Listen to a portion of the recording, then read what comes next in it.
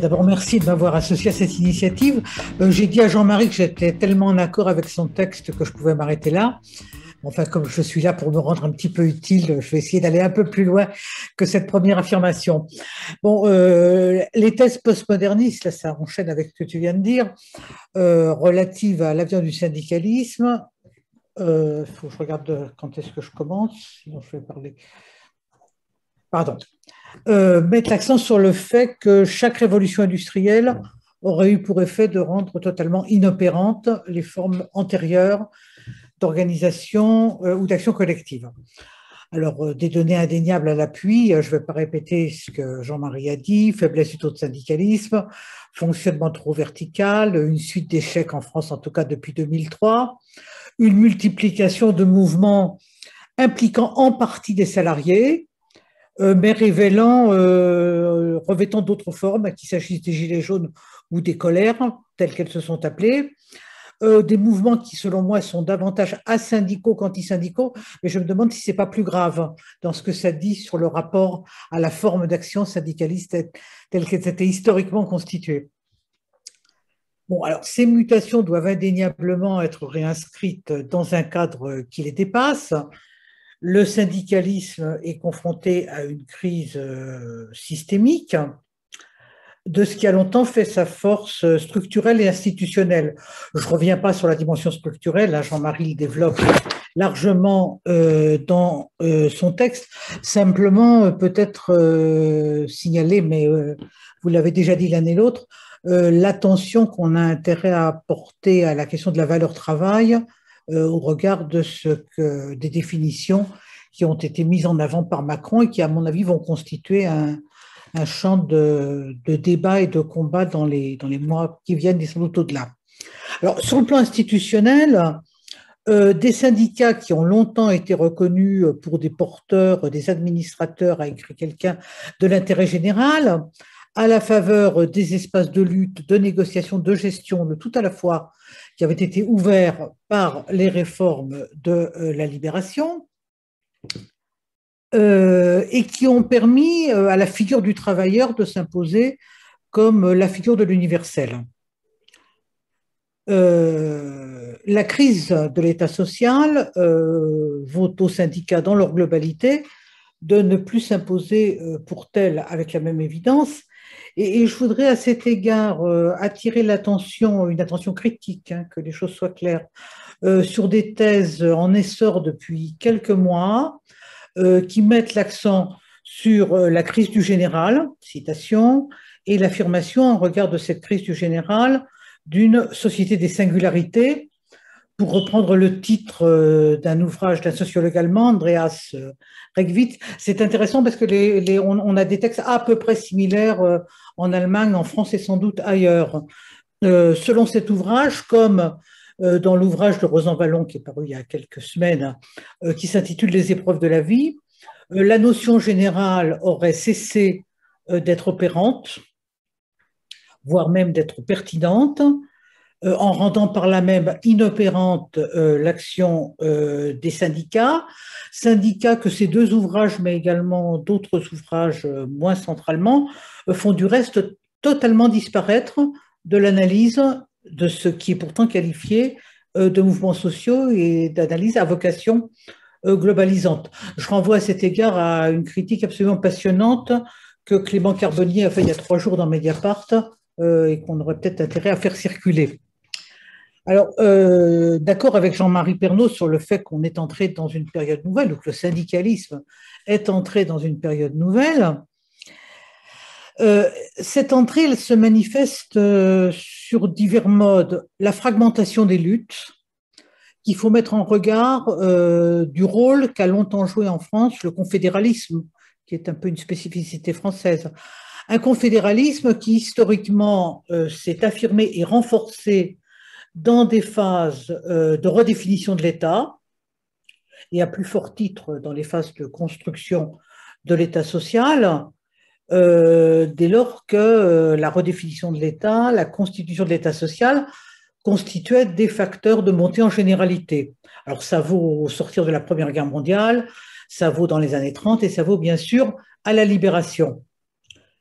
Le rôle unifiant du confédéralisme, il s'est également exprimé plus tardivement dans des phases qui étaient marquées par une inscription dans des stratégies politiques, j'utilise le terme politique dans un sens extrêmement large, qu'il s'agisse pour la CGT du soutien au programme commun de gouvernement ou de la CFDT, de la stratégie de lutte de classe, toutes choses qui disparaissent à la fin des années 60 sous des formes qui diffèrent de l'un à l'autre ou de l'un ou l'autre. Alors, le confédéralisme ainsi compris, il est affecté par différents facteurs. Jean-Marie en a évoqué un certain nombre. Le détricotage de l'État social, pour reprendre le terme que Michel Margueras et moi avons utilisé.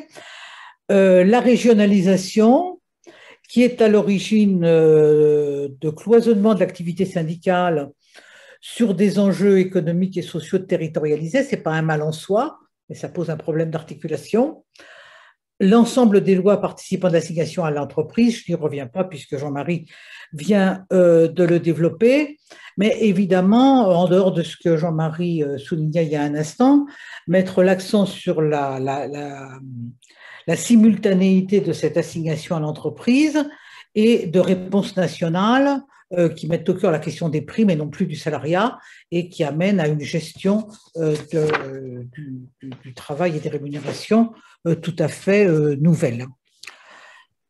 Alors bien sûr, on pourrait voir dans tous ces facteurs des éléments qui sont propres à favoriser des pratiques plus horizontales et à prendre en compte les singularités qu'il faut indéniablement prendre en compte, mais le problème est de voir comment, à partir de ces éléments, on peut néanmoins créer le commun du syndicalisme. J'emprunte cette formule à d'autres. Pour le moment, des effets qui sont des effets perturbants en matière de lutte, des grèves à l'étiage dans le secteur privé, les conflits majeurs se déployant par ailleurs face aux plans sociaux, un glissement en termes de forme de lutte de la grève vers les manifestations. Dans une intervention sur le mouvement de 95, Annick Coupé disait avant, on manifestait pour accompagner la grève, et en 95, on a fait grève pour permettre aux manifestations d'avoir une certaine ampleur. Je pense que c'était peut-être un peu radical comme formule pour 95, mais en tout cas, dans les temps qui sont les nôtres, c'est indéniablement un élément à prendre en compte. Le rôle que sont amenées à jouer les unions locales par défaut, dans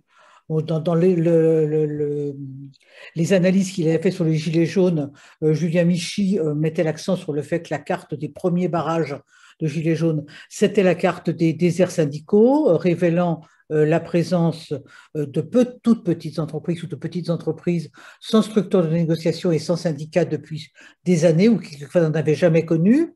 Et avec à partir de là, effectivement, des missions de substitution qui sont données à certaines UL. Un secrétaire de l'UL de Saint-Giron disait au Monde: on en est arrivé à faire le travail de l'État. Même l'inspection du travail nous envoie des gens. 90% des gens qui viennent à l'UL ne sont pas des syndiqués. Donc une question, et ça va de pair avec ce phénomène de dilution qu'évoquait Jean-Marie, quoique sous d'autres formes, comment intervenir dans ces déserts syndicaux qui, eu égard aux mutations du procès de travail, vont aller en s'amplifiant. Qu'en est-il des syndicats de sites qui ont été tentés dans un certain nombre de lieux relativement restreints? Question. Dans ce cadre-là, multiplication des luttes sociétales, telles qu'on les nomme, avec certes des interactions qui, fin du monde, fin du mois, hein, mais qui ne génèrent pas ipso facto du commun. Alors bien sûr, à une échelle macro, des rapprochements exprimés d'une part par l'appel pour un pacte social et écologique et d'autre part par plus jamais ça, le fait qu'il y en ait deux est déjà un facteur amplifiant de ce que Jean-Marie écrit par ailleurs dans son texte. Mais si on a ces amorces de réflexion intéressantes à un niveau macro, on constate qu'elles sont pour le moment très peu relayées, voire moins sur le terrain, et que ça s'accompagne à un phénomène d'émiettement qui paraît sans fin. J'attire là encore l'attention sur un ouvrage qui est sorti le mois dernier, Réjeanne Sénac, l'ouvrage Radical et fluide des mobilisations contemporaines, très intéressant, mais très dérangeant. Très dérangeant parce que ça paraît être un émiettement sans fin. Et quand on l'a lu, bon, donc c'est des entretiens avec 130 dirigeants de mouvements et associations multiples et divers, avec une place importante des mouvements féministes, mais pas exclusivement, des spécistes également, la Ligue des droits de l'homme est présente. On voit mal quand on a fini, quand on a tourné la dernière page, comment on va pouvoir se parler encore. Je ne parle pas d'agir. Bon, toutefois, j'en ai presque terminé, il faut être attentif à une situation paradoxale de ces dernières années, puisque en même temps qu'on a ce tableau qui est indéniablement perturbant, une mobilisation rarement égalée. Avec, après la séquence qui a été initiée par les luttes contre la loi El Khomri et la riposte sécuritaire engagée par Valls, il me semble que c'est Valls qui marque une coupure dans les grandes séquences avec lesquelles il faut qu'on travaille. Les 32 premiers mois du quinquennat de Macron, marqués par 21 mois de mobilisation quasiment continue, c'est du jamais vu. Alors, tout ça avant que le Covid ne s'en mêle, mais le Covid, on le sait, n'interrompt pas totalement le processus, voire les phénomènes de ces jours-ci en Guadeloupe et en Martinique, qui témoignent de ce que c'est toujours là. Je ne sais pas si c'est on est là, mais que enfin, bref, il y a une mobilisation et il y a des luttes sur des phénomènes relativement centraux. Alors, dans le cadre de ces mobilisations, une évidente centralité des luttes pour la défense du service public, dont il faut rappeler que c'est une question qui était au cœur, même exprimée sous des formes autres, du mouvement des Gilets jaunes, et puis ensuite de ces multiples colères qui ont suivi, et bien sûr du mouvement sur l'hôpital, dont je ne développe pas. Il y a un travail en cours actuellement qui est mené par les collègues sociologues qui avaient mené les premières enquêtes sur les Gilets jaunes. Ils ont continué le travail avec des équipes de Gilets jaunes. Ils sont en train de travailler sur les cahiers de doléances qui avaient été réalisés par les Gilets jaunes et par les interventions de Gilets jaunes dans le cadre du grand débat, en constatant à partir des premiers travaux qu'ils ont faits qu'il y a eu beaucoup plus d'interventions qu'on ne l'a pu dire rapidement des Gilets jaunes dans le débat. Et ceux qui sont intervenus dans un colloque, ceux qui nous en disent, amènent à avoir une vision peut-être moins caricaturale de la césure entre syndicalisme et gilets jaunes. Ils parlent de questions qui sont aussi des questions du mouvement syndical. Ça ne veut pas dire que la jonction s'est faite, on le sait, mais il y a quelque chose à creuser dans ce domaine. Simultanément, des luttes inédites face aux décompositions, recompositions du salariat. Bon, les luttes précoces mais durables des sans-papiers avec le basculement très important qui s'est fait des occupations, avec l'échec des occupations, vers les grèves de sans-papiers. Il y a là des points qui ont été marqués. L'appui sur la jurisprudence européenne et sur les organisations onusiennes pour faire reconnaître un certain nombre de mutations à l'œuvre, et notamment l'introduction des troubles mentaux et du comportement introduits dans les maladies professionnelles. C'est important parce que ça permet d'apporter des réponses structurelles à la question du sens, qui dans le livre de Rosan Vallon, par exemple, est posée complètement existentielle. Il y a une perte du sens et donc maintenant il faut agir sur les questions de dignité, de justice. C'est vrai, mais peut-être ne pas oublier que le néolibéralisme à l'œuvre constitue un déterminant pour les transformations du travail, avec ce que ça signifie en termes de perte de sens et éventuellement d'effets sur la vie quotidienne et la façon d'être des individus. L'ubérisation, bon, je crois que tous ceux qui sont là connaissent tout de l'émergence de mobilisations de syndicats ou d'organisations non syndicales, mais qui travaillent ensemble et qui ont marqué des points à l'échelle nationale et internationale. En France, des contradictions, puisque reconnaissance du fait qu'il y a une fiction d'indépendance, mais en même temps une ordonnance qui les organise en tant qu'indépendants, ce qui amenait un des responsables du syndicat peut-être des syndicats, je fais un trou, de dire qu'on était en train de les obliger à refaire les luttes que les travailleurs ont menées depuis 150 ans. Et je crois qu'effectivement, c'est le paradoxe de ces luttes. Elles existent, elles marquent des points, mais ce sont des luttes qui sont des luttes contraintes par les effets extrêmement pernicieux des mutations à l'heure. Et bien alors, je m'arrête là.